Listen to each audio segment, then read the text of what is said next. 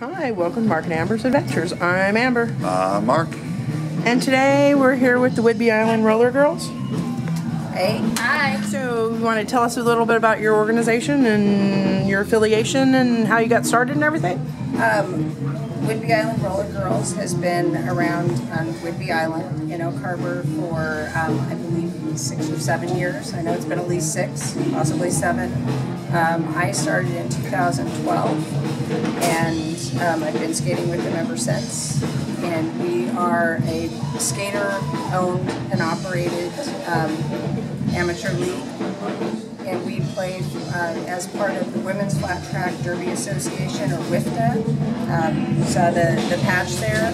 And WIFTA is a governing body, so they do all the rules, they sanction bouts, and the international championships are run. Oh, so international too. Yeah, yeah. And they're actually, this year, they are happening, the championship tournament is happening in Portland, Oregon, because the Rose City Roller Girls from Portland won last year. Oh, okay. So whoever wins it last could...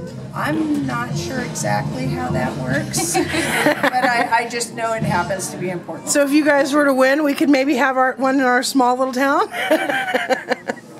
Our rink is a little bit small for that sort international of play. Yeah, and we are not we are not in D1. So there's Division 1, Division 2. Okay. And we are not ranked high enough in the derby community to qualify for those.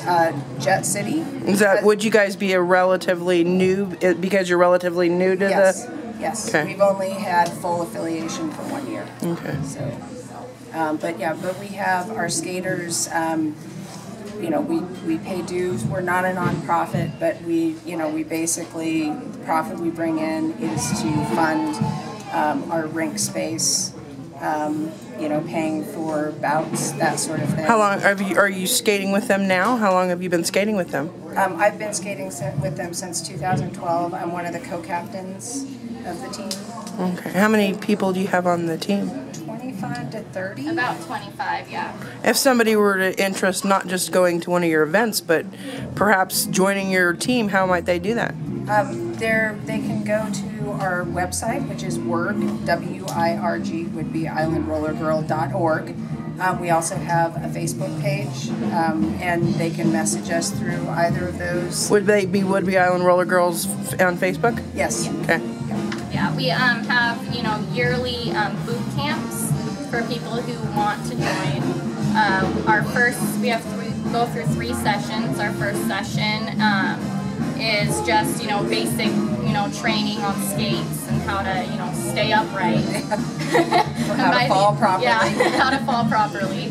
How long have you been with the team? I've been doing this for about a year, for a little over a year actually now. And it's a lot of fun. When I first started, I had no idea how to skate at all. And now I'm competing in, you know, league bouts. I've been to a tournament. How did you get involved? I saw a flyer, and I just, you know, looked it up and signed up and went to the roller barn, and was very nervous and scary, but I did it, and I conquered my fears, so. And how did you get involved? I had a colleague, I teach high school, I had a colleague who played, and I've always been drawn to, I played ice hockey in college, I've played competitive flag football, so I've always been drawn to that sort of sport, and I've skated most of my life, so. So obviously our little town here, and we have the roller barn, but like if you're competing with where else do you go within state? We to went compete? to Canada last week. Oh, wow. Yeah, last weekend we had a bout in Canada, which we won. We've gone to,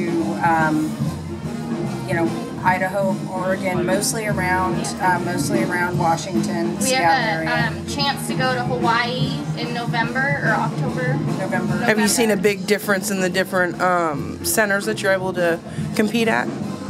There's different levels, you know, and where we are skating right now, probably between Vancouver, BC, and Portland, Oregon, and sort of that region, the I-5 corridor, and going east is probably the largest concentration of roller derby any place in the world. Oh, wow. And we play women's flat track.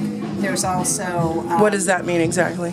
We play on a flat track as opposed to most people... Oh, like the slanted one. Yeah, okay. And there is bank track in Washington, the tilted... Is that like a different division or just a different kind of rollerblading or roller? No, they have a different rule set. They play different teams, and then there's men's roller derby. There's co-ed roller derby. There's a huge insurgence of junior roller derby all over the Pacific Northwest. So it's really exciting to see. When I started, there were a few juniors teams, but it's really exciting to see that the young kids and juniors are co-ed, and so young kids coming up. And what was really exciting a couple years. That must be a different kind of game. It's co-ed. It's co-ed is different with the juniors though. Everybody is competing equally. Men and women play a little bit differently. Men, a lot of their strength is the top, so they're hitting with a lot of shoulders. Where women, our center of balance and our center of gravity is down low, so we're hips and lower body, and so it is a little bit different. And there's also a lot of pickup leagues. So people who play like we have 2 or 3 members of our team who actually play on a team called Overbeaters Anonymous. There's Coded. Like exhibition kind of thing or something? They're not an exhibition. They play other leagues. We've actually played them. Oh, okay. But it's a bunch of people who they want more. They want to play more derby, and so they have bouts scheduled all over the place, and it's just a pickup game or pickup team. I play for a team just recently got on it called the Geritol Mafia, and it's for old skaters. But you have to be over 40 to play. But it's all people who play. You're over 40? I am 50. I turned 50. Oh my God, no way! So, so there's all sorts of different ways to get into it. Refs, we're always looking for refs, non-skating officials. So when do the seasons start? I mean, our season goes like all year round pretty much. We have a little off season during the holiday seasons, through November, December, around there. And then some of our skaters take off for like RollerCon in July. So we kind of go light for that month, and BomberCon is also in July. So are you able to pick and choose when you compete rather than like football or what have you when you're competing, and then eventually you can't because it's the top plate winners? We have, because of the level that we're playing, even though we're WIFIDA, so a lot of the upper division teams, Rat City in Seattle is the local Division 1 team, and they'll stop their regular season, I think, in like June or July, and get ready for the tournaments because there are four divisional tournaments that lead up to the championship tournament. So what would you say is your best or most used move when you're out there playing? And can you show it to us? I think it depends. It depends on the skater. It definitely depends on the skater. Yeah. Well, for you two, which one would you might? Well, since I jam mostly. I block, but I do jam. So I guess, one of my moves, is going through the middle of a 2-wall. So, if they're like this is called a 2-wall. Okay. And I start in the jammer line. You guys want to scoot up forward. I scoot up forward. I'm on the jammer line. And I guess my move is to come in sideways and push her out of the way. And then go through. So that's yours, one that you like the best? Yeah. I mean, there are many more, but that's just one. And yours? Well, I have ample booty. So you have what? Ample booty. So as she's doing that, trying to get through, I'm going to use my booty to stop her. Okay, so it's like a hip. Yep, like a hip check. So, you know, and because we come in all shapes and sizes, and we have skaters that are under 5 foot. We have skaters who are close to 6 feet tall, and everything in between. And so you sort of learn what works as a team, yeah. So, you know, our jammers are a lot more agile than a lot of the blockers, but we also have blockers who can also jam. You know, so we try to get everybody into jamming and you know, just working on as many skills as you can. So when's your next event?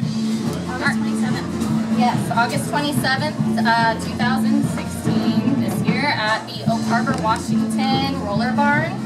And you guys are going to win, right? Oh yeah. And there's a group on.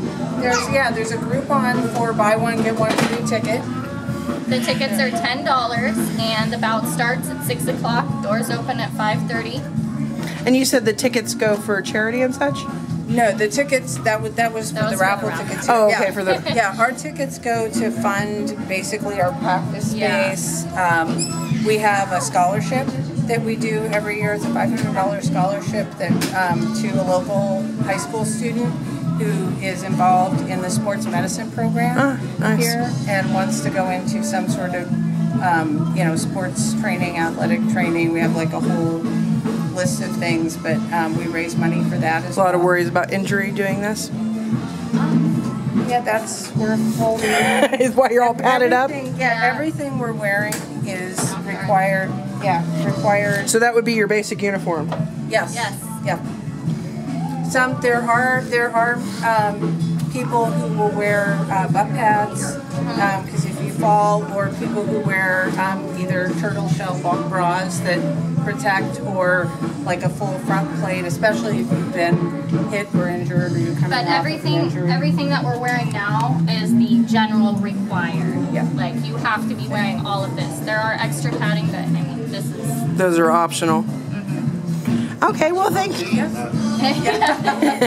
Well, thanks so much for your time and everything, and good luck, and we hope to see you next couple weeks. Awesome, thank you very much. Roller derby on the rock. How cool is that? Don't forget to like, just subscribe, or leave a comment. Thank you. Thanks for watching. Bye. Come to our